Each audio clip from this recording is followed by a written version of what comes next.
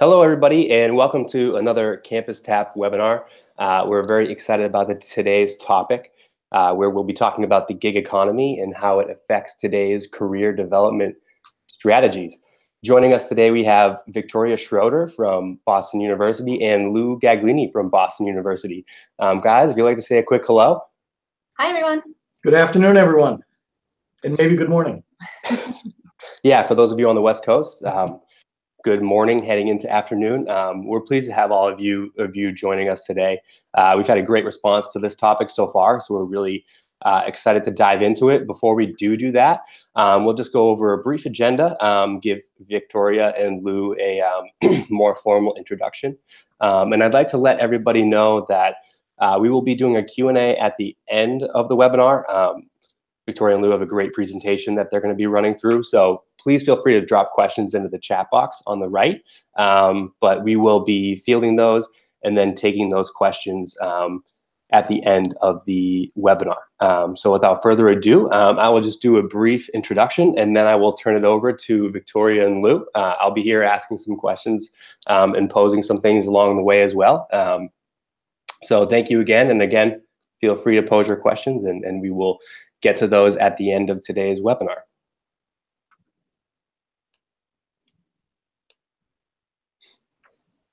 All right, thank you, Ethan. So I'm going to jump down. Thank you for the introduction. I'm going to skip our little intros. Y'all can read that later when we share the slides. And I'm just going to jump right into what we're going to try and accomplish today. So first and foremost, what is the gig economy? We're going to hope to find not what just the gig economy is, but what are gigs?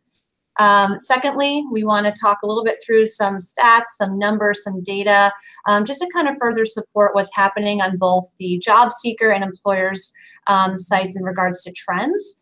And then we're going to spend the bulk of our time really talking about strategies, so both from the employer perspective as well as the career development perspective.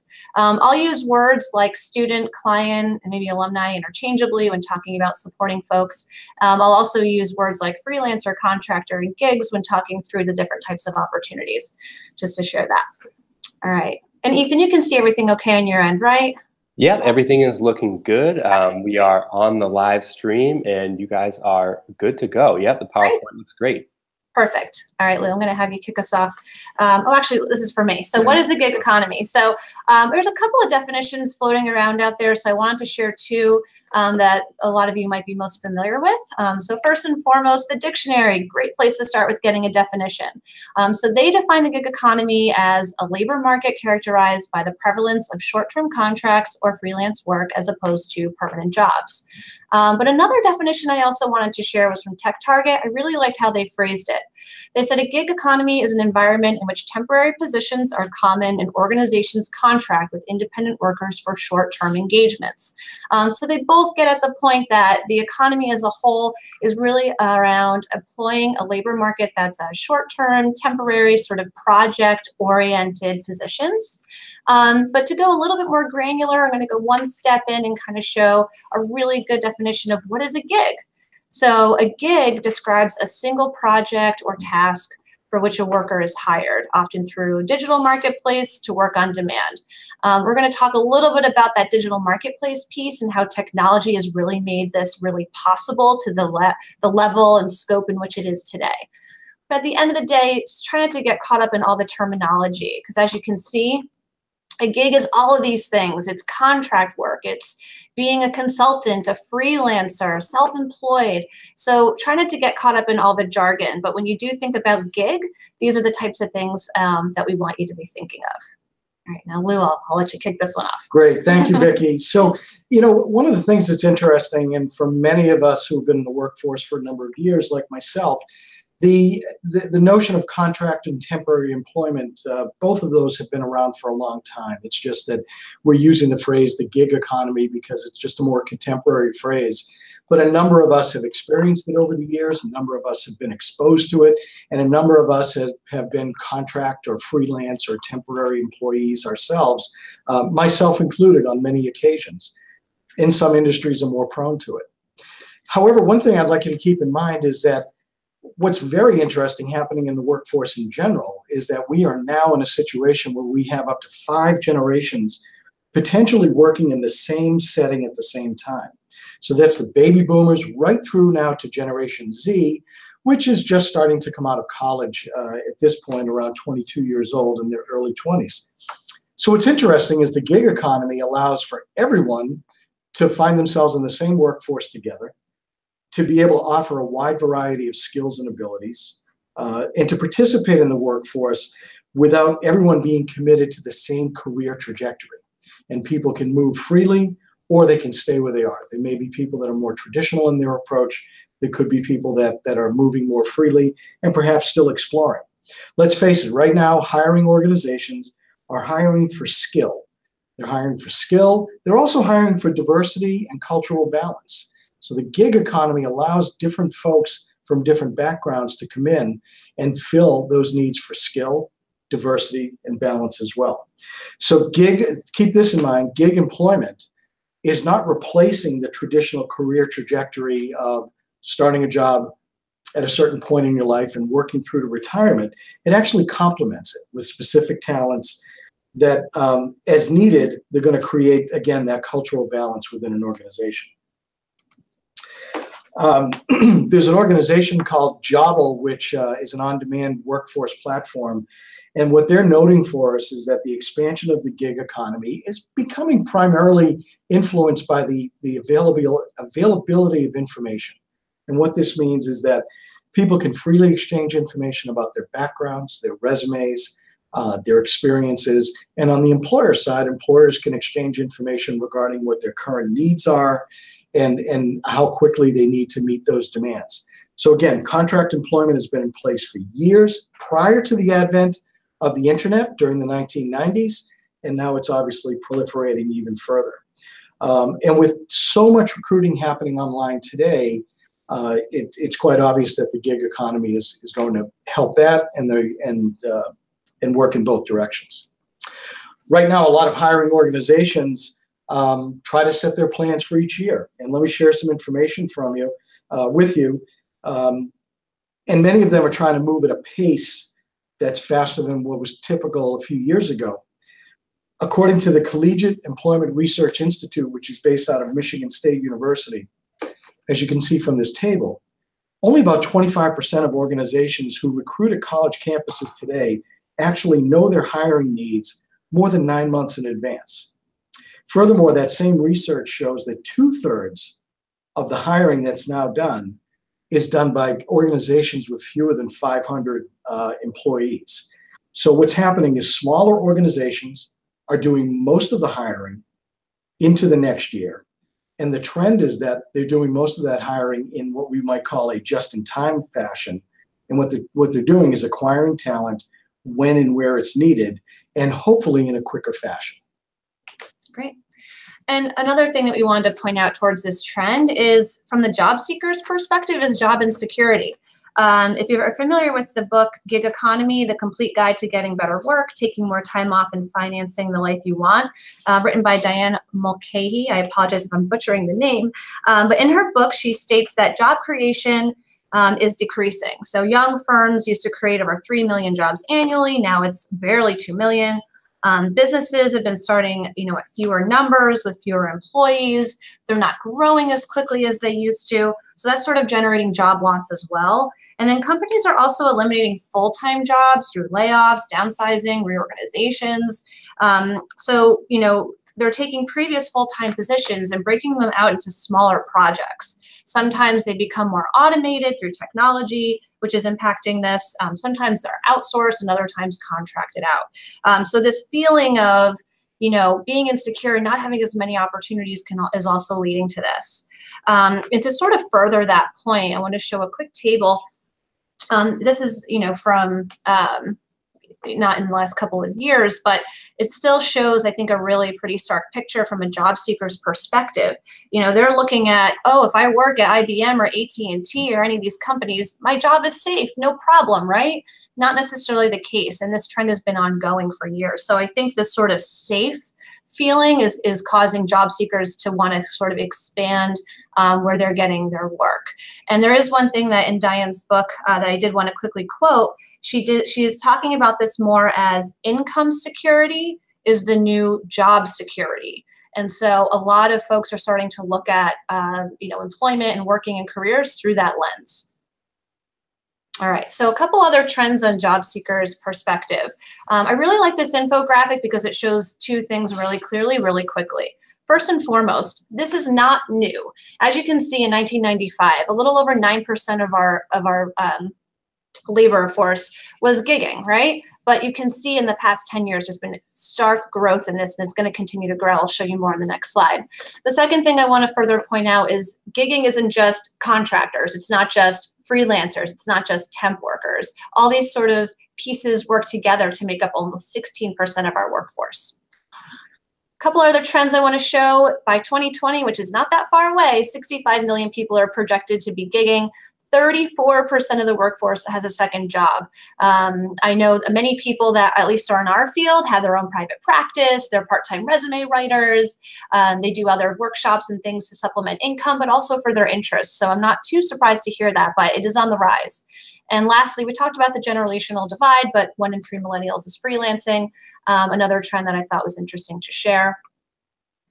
Again, another interesting thing here, the growth, 1.9 million in 2011 up to almost 5.5 million in 2015, sort of doing these full-time, sort of independent, seeking opportunities. And then again, I'm really impressed by the number of Gen Xers and baby boomers that are really taking advantage of this trend and really, they're not shying away from this opportunity. So it's going to just continue to grow and broaden, not just with our younger students and recent graduates, but with our sort of more seasoned alumni as well. Okay, so job seekers' perspective. Why would I want a gig? So many things, right? I get to make my own schedule. I can kind of determine how much money I'm bringing in. Maybe I get more opportunities to be creative. I love it. That's great. Some other things that this slide sort of brings up, it's sort of shows these images of people that are in different functions and industries. It's no longer thought of only people that write code can work from home. A lot of different industries and functions sort of allow you to gig, and I'll talk more about that later in the presentation.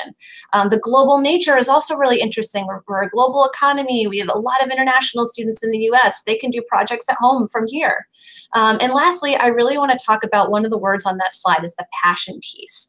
So I hope, fingers crossed for most of us, 70-30, 80-20, we love our job, but there's pieces of it that not so great, but we have to do them.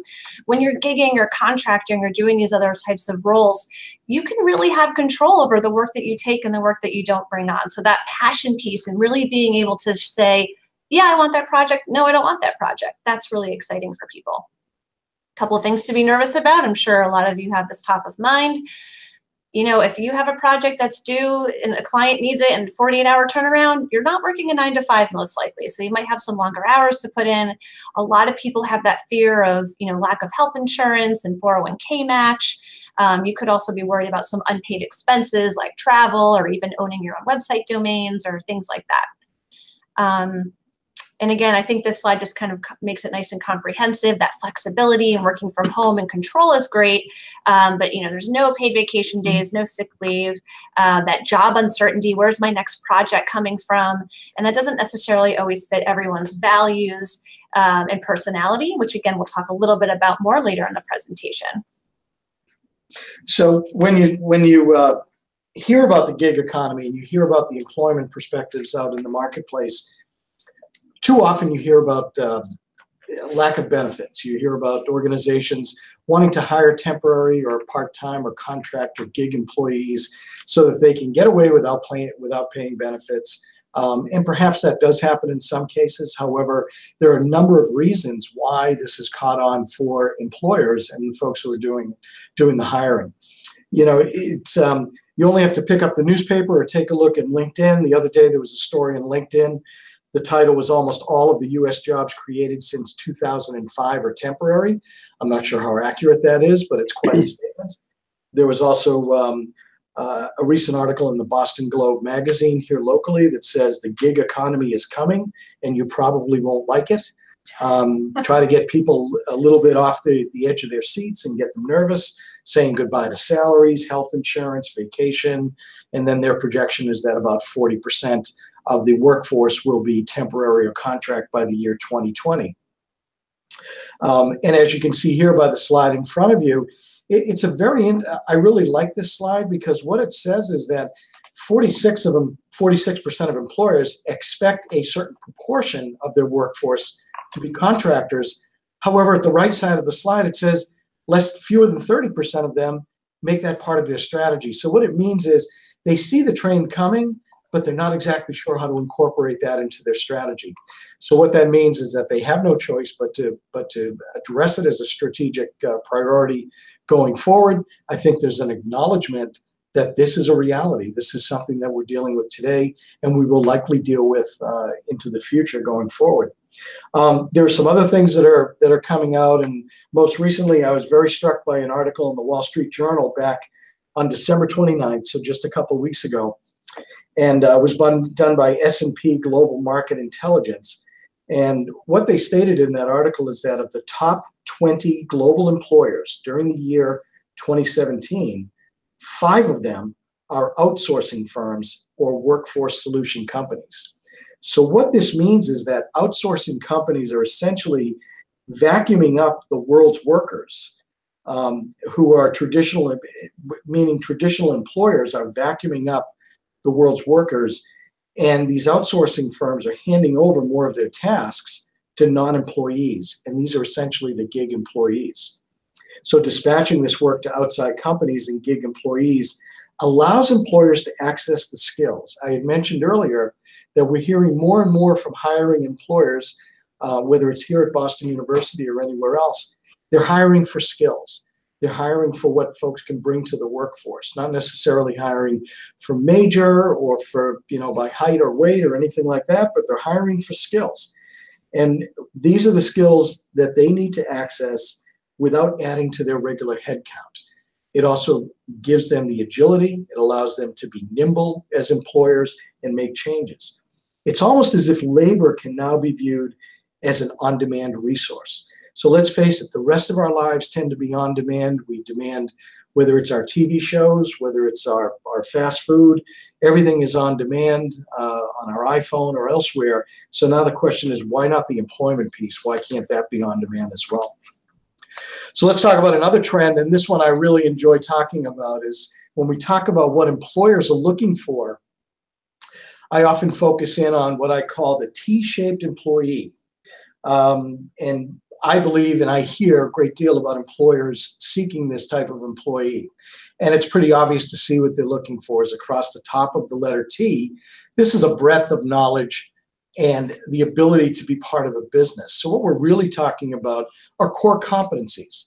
Those of us who are involved with the National Association of Colleges and Employers, we hear a great deal about the NACE core competencies in the workforce.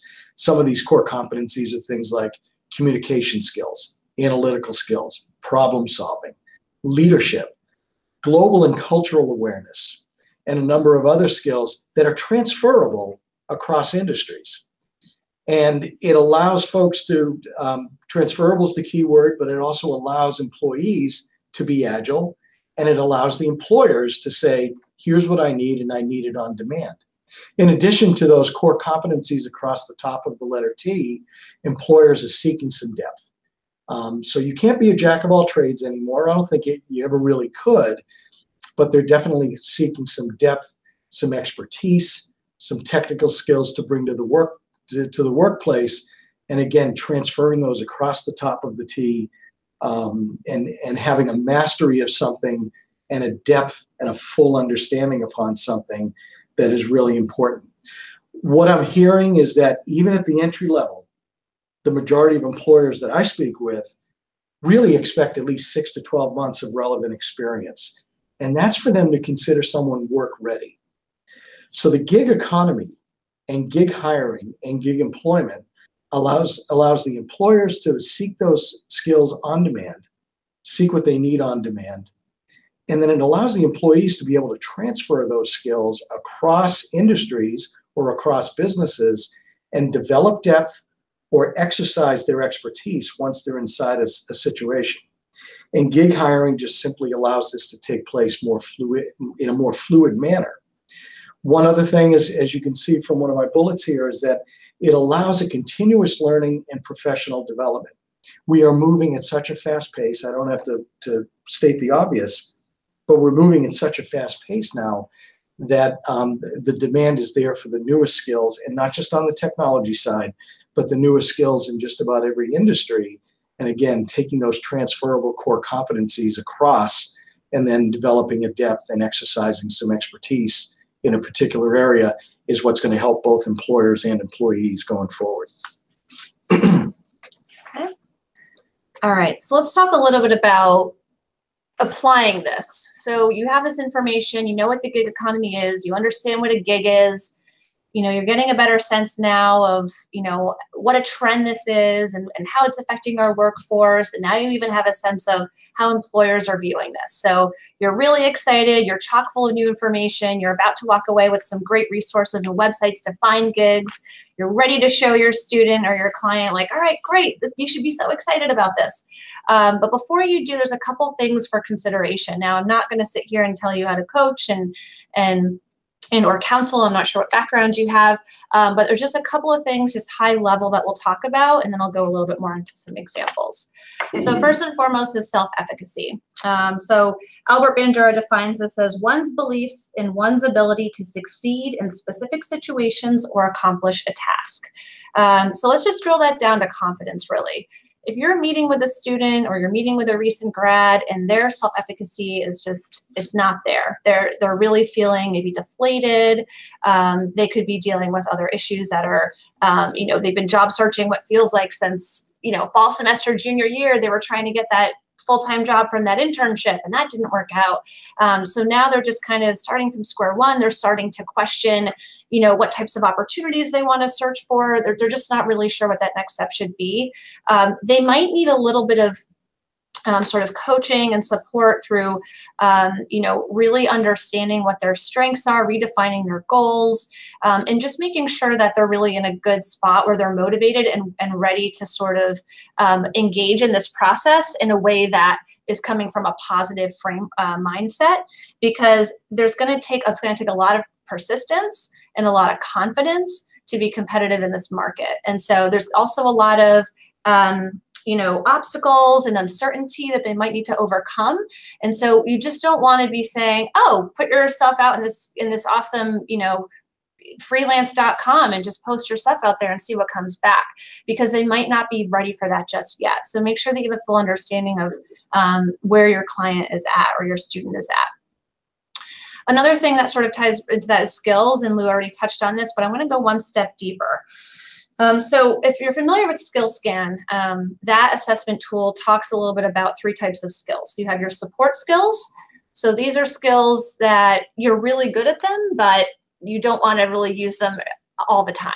Now, for a student that's maybe currently enrolled in classes, they don't have time for a consistent full-time opportunity, but they just want some cash coming in. Or for that recent grad, their parents cut them off right after they walked across the stage, and now they're sort of floundering and they just need a paycheck. Great. Maybe you might want to consider some gigs or part-time opportunities just to get some money coming in, and they might just be using their support skills. But you want to make sure that they understand that the point in using that is just to get some money coming in. Again, we'll talk about those resources momentarily. The other are your high potential skills. So this is what Lou referenced earlier about skill building. You can use the gig economy to build skills. The thing that you just have to be very careful with is, oh, you're looking to learn how to use InDesign? Awesome, you should look at a gig and try and pick up a project where you're using InDesign. Probably not a great idea if these clients are paying, you know, a set fee, a set price, they want a quick turnaround. So you want to be aware of the fact that if you are going to be using gigs, just like any other position, there should, again, be at least 70%, 80% of the skills that are required for that position they can do. But obviously there is some room for growth and for learning, and they might have a little more flexibility to play with some things on their own end, but it's going to be more of a self-directed teaching as opposed to having a mentor or someone that they can look to walk them through that process. So again, it's going to take a certain kind of sort of student or person or job seeker that's going to be self-motivated, that's going to be committed. And so really it comes down to what is the goal so that they know what they're working towards. So if you are using this to develop high potential skills, just be careful to find that delicate balance. And then the third part would be your motivated skills. This is the sweet spot. We always want to help connect students to opportunities that are allowing them to use skills that they love to use and that they're really good at. Gig economy is perfect for those folks. If they're looking to just enhance things that they're already really good at, great. Or they've used a particular skill, but they want to try it in a different industry, awesome. Gig economy is great for those students. It's building your portfolio, it's building your resume, you're building your connections and your networks. So just keep those things in mind, but skills exercises and really being truth and honest and understanding what they can bring to the table will be huge as a first step. Okay, and lastly here are values. Now there's sort of two ways to approach this. You might be already working with a student or an alum. You're sort of organically going through this process, trying to learn them, trying to understand them better. And then you might start to see a theme. They love flexibility. They love autonomy.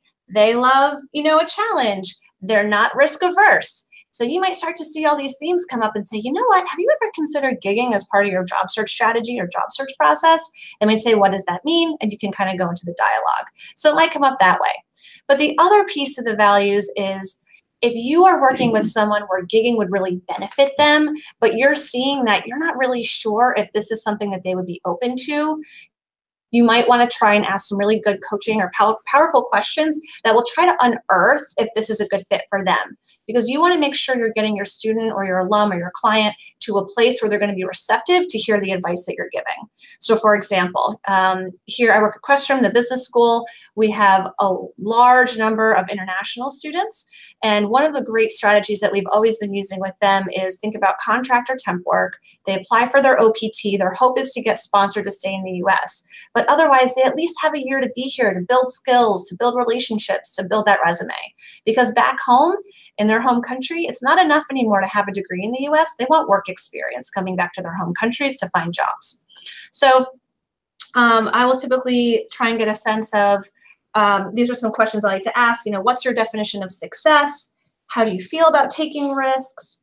What is the ultimate goal you're trying to achieve? And I'm trying to get them to the point of understanding that these are the steps that I'm taking before saying, look, this is a strategy that we're doing. You've been networking, we've been applying, you've been interviewing, we do all these things. Have you considered this new approach? And we'll talk about those resources in a moment. But getting them to, instead of just blah, gig economy, try and have that conversation and really understand where they're coming from before bringing that into the conversation. And lastly, before I move on from the slide, I don't talk about Myers-Briggs on here. I don't want to go too much into the personality, but something to keep in mind if you are working with an extrovert, if they're working from home all the time, they might need an outlet. So keep that in mind when you're coaching extroverts. All right, so this is by no means a resume workshop, and this is going to be a 60-second slide, but I did just want to quickly show you from an employer's perspective, be careful if you are supporting recent grads looking to do some gigging while they're searching for full-time gig positions, if they decide to go that route. If someone, let's say I have a lot of students that could do all three of these positions. Maybe they're concentrating in marketing, they took classes in market research, but they're also information systems. So they're able to do research assistant positions, market research, and systems analyst or business analyst roles. They're very versatile, which is phenomenal, but it can come across a little bit disjointed.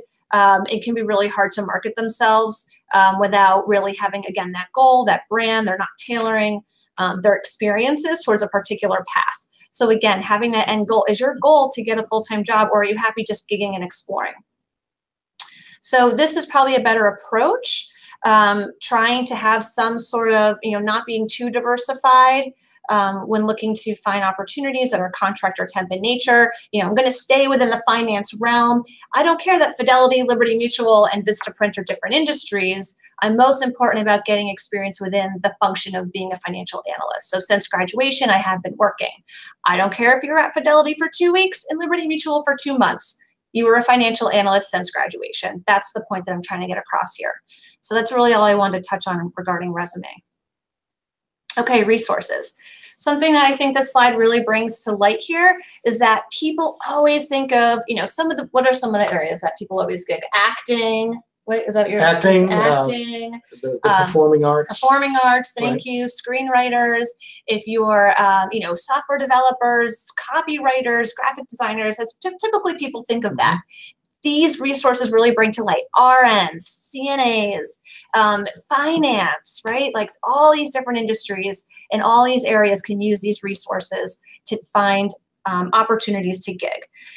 There is one interesting thing I wanted to highlight too is Wanelo. This is a new one that I just recently learned about. I will give reference to the Career Counselors Consortium. The CCC recently had a professional development seminar, and Wendy Gilberg, sorry, I apologize, did a session on gig economy, and we did talk about some resources, and she shared this Wanelo resource. I never heard of it. So I want to thank you, Wendy, and I also want to bring it to your attention. This immediate hourly or daily jobs, they don't even need a resume. All they do is go online, look at the jobs, click, yep, I can do that, and they bring them in for the day. It's really interesting. Check that site out. Really great for our students that are looking just for some extra cash on the side, or our job seekers that just need to pay rent at the end of the day while they're searching for full-time things. And then some sharing platforms. Many of you are very aware of, Airbnb and Uber, things like that, but we're getting to the point where you can borrow clothes and you can share tools. So I just want to share this fact that we're getting in this this traditional thought process of I need to own everything is gone. People are happy to share. They're happy to lend. They're happy. They're making money off of this. But it's also like I don't need to have this massive house and fill this garage with all this stuff. They can lend and share, and it's just a very different way of thinking. So we're all adjusting, not just from a labor perspective, but from a life perspective.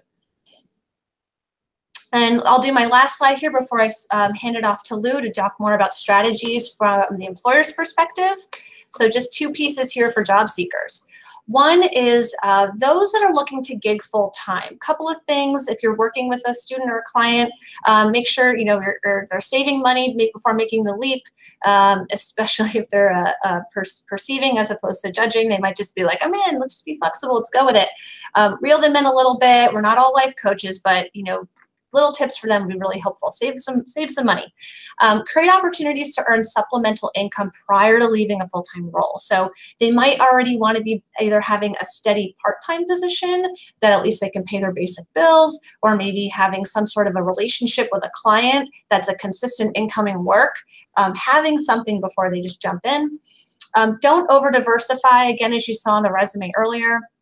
I'm totally fine if you're a graphic designer and your niche is small businesses.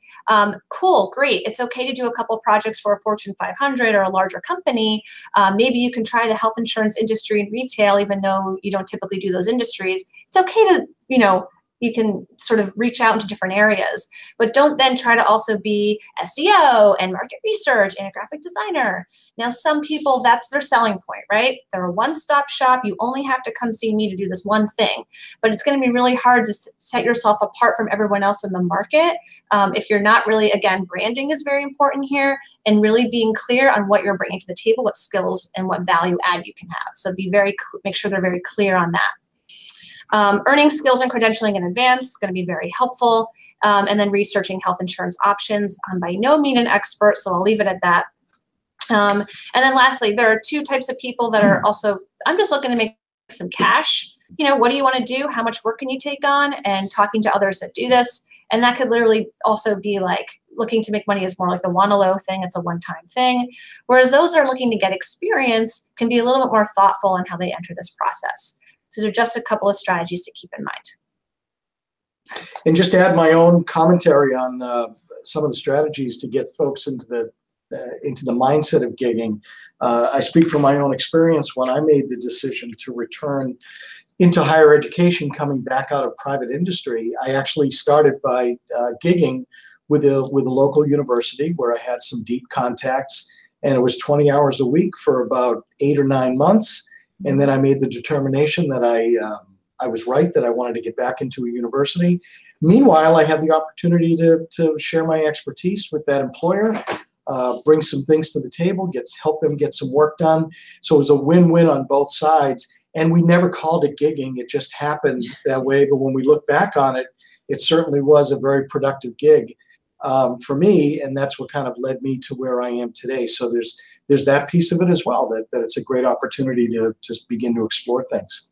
So as you can see here, I have a few employer relation strategies. They speak for themselves, but if I can just make a few comments. Remember what I said earlier is that fewer than 25% of organizations that come to campus in the fall know what they're hiring for the following summer, the following June. So that's 9 months later, fewer than 25% of them. However, we keep running those career fairs.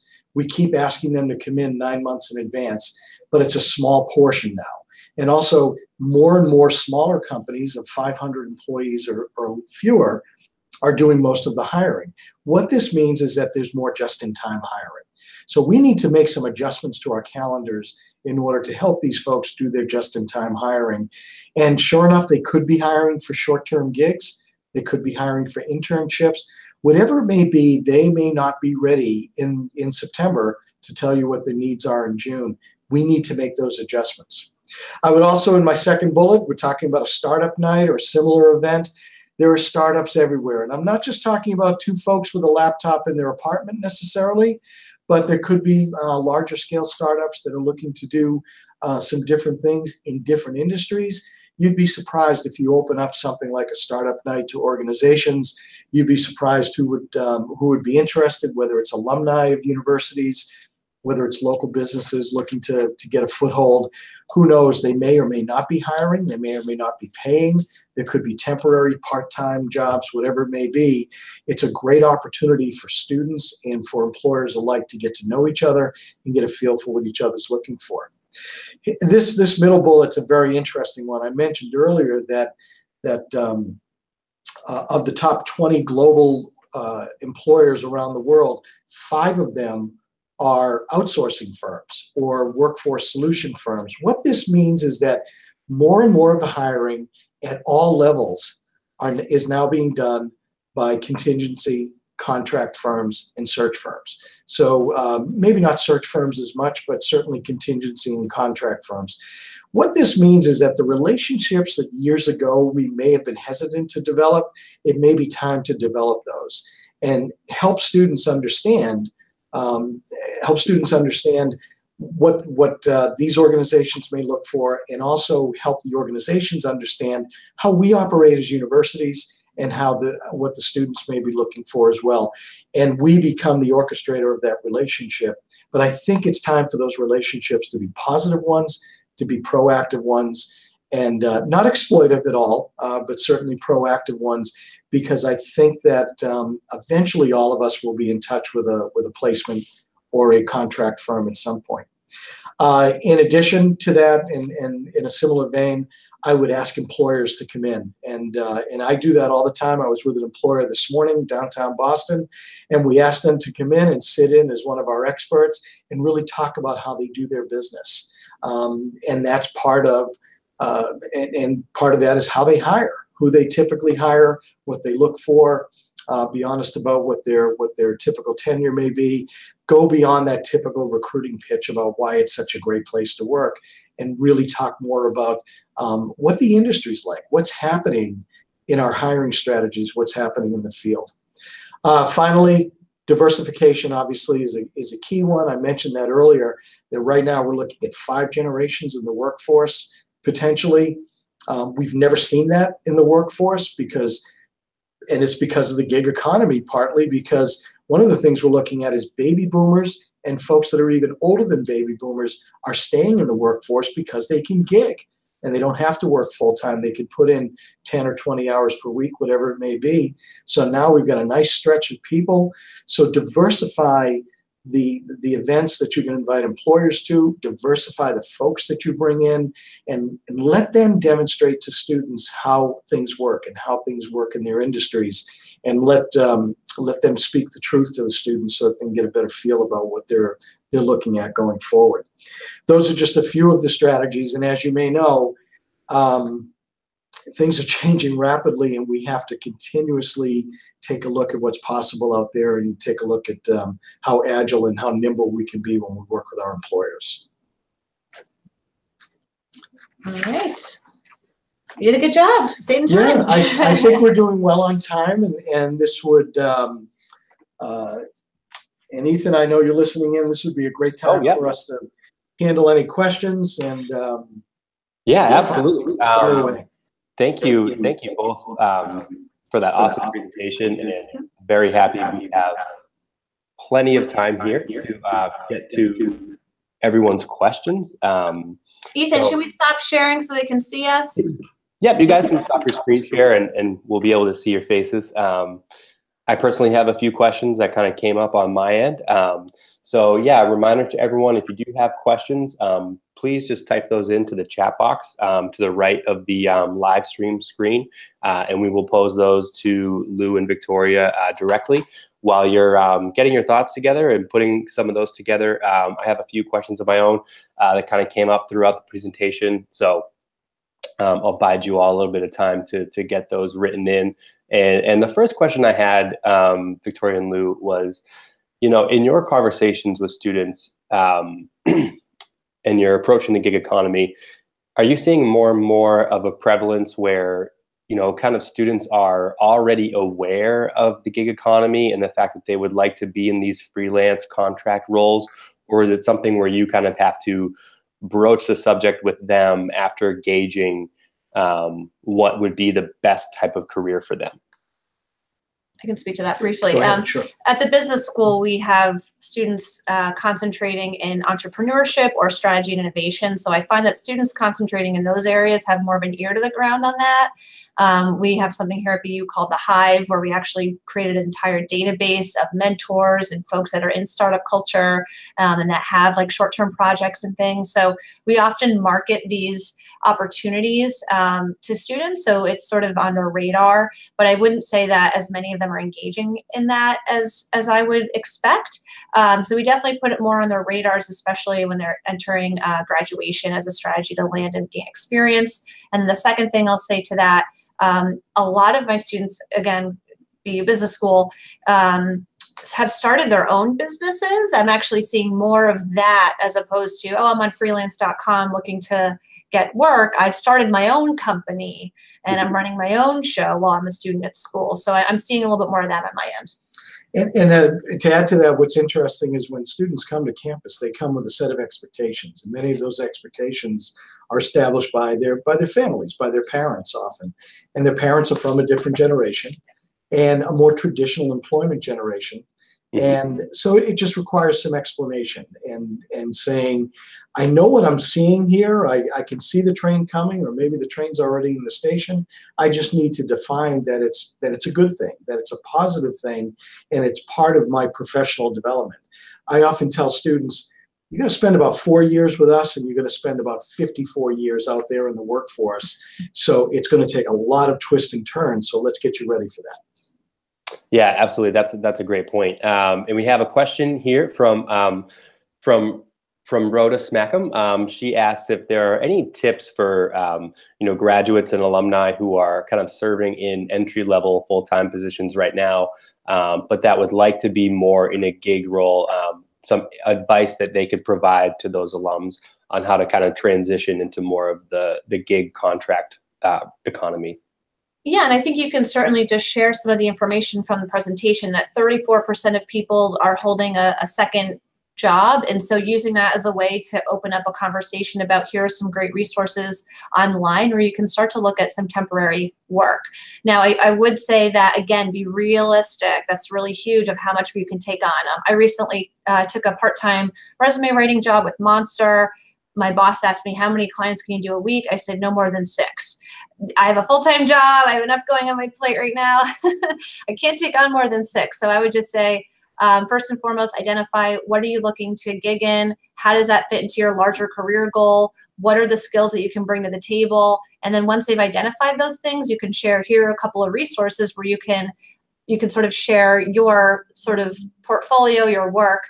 One thing that I've seen a lot though is a portfolio of work, is a website, even for people that don't do design or marketing or that have like actual projects to show, that from like a specific website they developed, they still will do like a Wix or a Weebly and create their own website, and they'll have things like their resume, their bio, links to their sort of like their LinkedIn, their social media, and then they'll actually show like, here's a team project I did in my my organizational behavior class. Here is this 5 forces model I applied towards analyzing trends on blah, blah, blah, blah.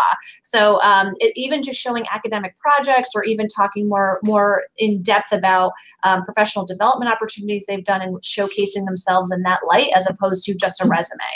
Mm-hmm. So from that perspective, I think those things would be helpful. Great. Nothing to add to that. Good. Okay, yeah, we'll jump in whenever, Lou. We have quite a few coming in here now. So from Jamie Little, he says he works for a college fraternity actually, and he's responsible for expanding career development ops to members across North America. So wondering if you guys have any tips for programming on the gig economy using distance technology. So I'm thinking a little bit more in a virtual way, any virtual tools that you can do. Well, that's an interesting one. There's a lot in there. I think obviously what we're doing today is one of those ways to do it is by sharing resources. And what I've noticed with students is that learning by example tends to be a great way to learn more about the gig economy and learn what's possible. As we've mentioned, the traditional performing arts, technical software writing and things like that, resume reviewing, those are traditional gigs, but there's so much else out there. And I think a big part of it is learning by example. And some of those resources in that slide of where some of the gigs are posted, it's a great learning opportunity to go in there and just see what's there, and that can generate some ideas. One of the things we're dealing with right now is that a lot of organizations are doing this based upon necessity. And they're not, as I said earlier, they're not strategizing. They know it's happening and they're trying to figure out a strategy, but they're also reacting to it. So it's almost like you have to be there when it happens and be able to jump onto something when an organization reacts to it and says, we need this skill, and understand what they're looking for and understand that that's a gig opportunity. It may or may not last. Hopefully it's a positive trend. But just kind of being in the game, I guess, is the way I would look at it. I hope that helps. And I'll just quickly add, if you're thinking about specifically with career development, I mean, I would probably maybe do a series. So maybe the first one is how do you market yourself as a gigger, how to, break into the gig economy. And that would include a list of staffing firms that do contract roles, a list of top companies that hire contractors, a list of, like the freelance.com and some of those resources we listed. And then another one would be, so entry, finding opportunities, and then how to market yourself. And that would be something along the lines of above and beyond a resume, how can you sort of sell yourself in this digital market to make yourself competitive among other contractors? So if I were to do like a series, I would say those 3 would be a good start. Excellent. And I might do that now that I've said something. Good idea. Continue. And I would like to mention to everyone that we will be following up after the webinar. Everyone who RSVP'd online and submitted that form, we will be sending out all of these resources and the slides so that you have that. And also, Lou and Victoria's information is in there, so you can follow up with them, follow up with us. I think this will be a topic that we will be following up on as well. So we will be speaking more about the gig economy. So I know a lot of you had kind of questions around resources, so we will provide the resources that Victoria and Lou outlined in this presentation. If you're looking to get them immediately, you can kind of just email me. It's ethan@thecampustap.com. Otherwise, we will be sending out, correspondence to everyone who signed up within the following week. But Victoria and Lou, someone was looking if you have any specific resources for the more creative roles for those students who are in the visual and performing arts space. If not, no problem, we'll share what we have, but just wanted to see if you had any recommendations there. I have a list back at my office. It's 5 pages long of gig sites. So I only shared a sample list there. But for folks in performing arts specifically, I can't think of any, but I'm happy to, if you want that person, you can email me. You see me on the slide. I'm happy to, reach out to me directly, and I'll see if I can share some resources there. I think I have something back at my office that would be helpful. Yeah, sorry. And I would also say, same situation here, is I don't have a list at my fingertips, However, I often speak with faculty and alumni about what they're doing. Often faculty are still performers, and that helps them be better professors. And alumni tend to perform, whether they're gigging or doing it on the side while they're working in the insurance industry, and they're performing on the weekends or at nights. You'd be surprised how many folks are willing to share that in a non-competitive environment. They're willing to share that. So I know that Vicky's going to dig out her list, and I'll do the same. Great. And we do have a few more minutes here of Victoria and Lou's time, ladies and gentlemen. I do kind of have kind of a larger question that I was going to pose to close out. But if you have any other questions, feel free to pop them in. But otherwise, I'm going to kind of pose something to Victoria and Lou here, and then we'll kind of wrap up for the day, and we can certainly get to all your other follow-up via other correspondence or another webinar, because I think this is something that there certainly is a lot of demand for. So what I was thinking of in researching the gig economy and listening throughout the presentation that you two gave was that it seems like employers actually have to compete with the gig economy now for talent, because the flexibility is certainly something that students and upcoming graduates, very recent graduates, are looking for. So that was one trend that stuck out to me, was the fact that employers feel like they have to compete with the gig economy for talent, and that they're starting to kind of employ more project-based approaches and things like that to make full-time careers and full-time roles, long-term roles at their company more attractive to new students. So I wanted to get your thoughts on advice that you would have towards employers, or any thoughts you have on how you kind of need to restructure relationships with employers for things like internships and co-ops, if you need to kind of change that from the traditional, semester-long internship to having it be more project-based assignments, that kind of mirror what the gig economy is similar to. Yeah. I think here are a few things that are already happening, and I would certainly recommend this when you speak with employers, and for any employers who are listening in.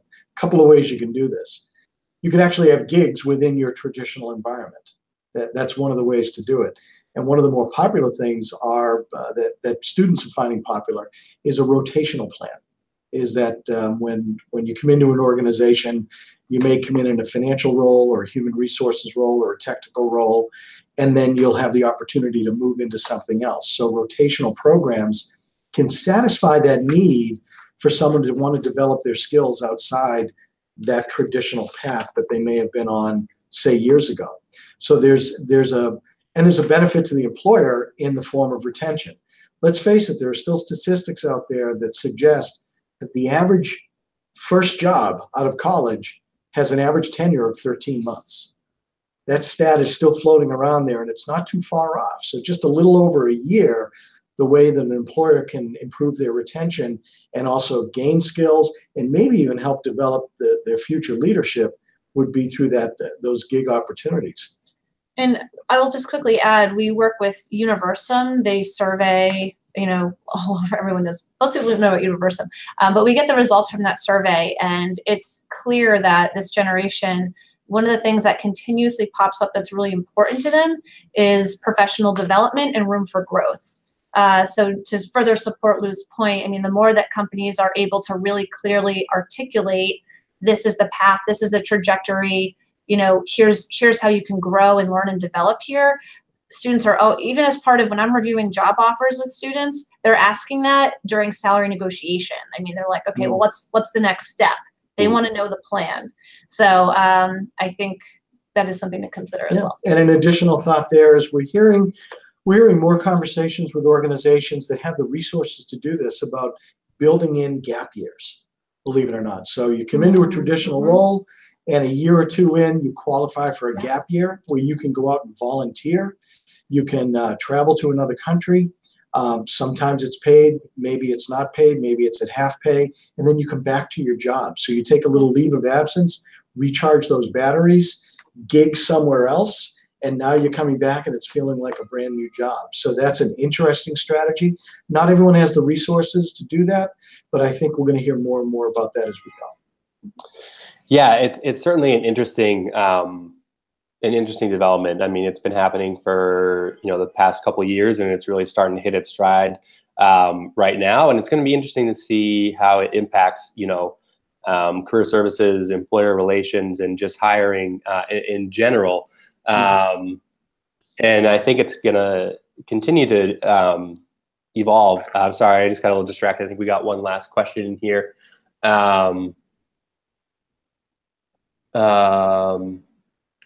Yeah, Griffin Moore just mentioned that also encourages students to look for gig economy platforms appropriate for their target industry based on what they find in online searches. That's a great point, and I think something that we've all been kind of resonating throughout this conversation today. So before we kind of close things out, Victoria and Lou, just wanted to see if there was anything you two wanted to mention, anything we may have not covered today. But again, I think this is something we will be following up with, and we'll have more information coming. Yeah, I just want to share, this was the coaching and counseling piece was a broad swath. I do a lot of more specific strategies for different scenarios. So if you're struggling with a specific student or population or age range, and you're talking about how do I brand them, or how do I develop them, or how can I help market them, or how can I get them to this place of considering gigs, I'm happy to have more of an in-depth conversation one-on-one with folks on sort of those strategies. But that's more offline, but I'm happy to chat more about those things.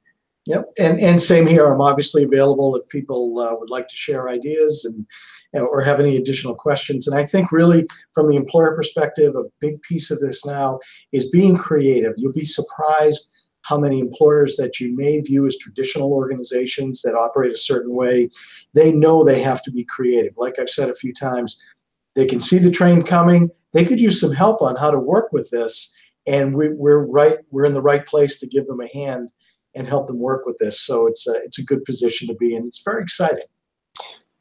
Yeah, I agree. It's very exciting. It's very interesting, and I think it provides, a lot of opportunity for a lot of people, and opens people's eyes to different things. One thing I've been thinking about, we talked a lot about people in the performance arts and visual arts. They mostly consider the gig opportunities available to them to be relative to a restaurant job or something in retail.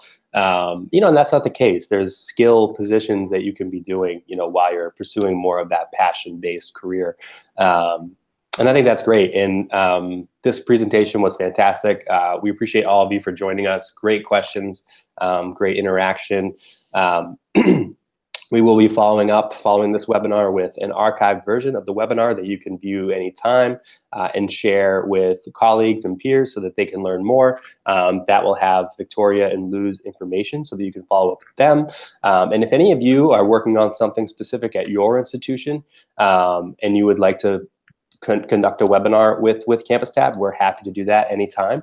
So feel free to reach out. We will have the CampusTap contact information coming your way as well. So want to thank you all again. Thank you to Victoria and Lou for joining us. It was a great presentation, and I'm sure we're looking forward to learning more from the both of you.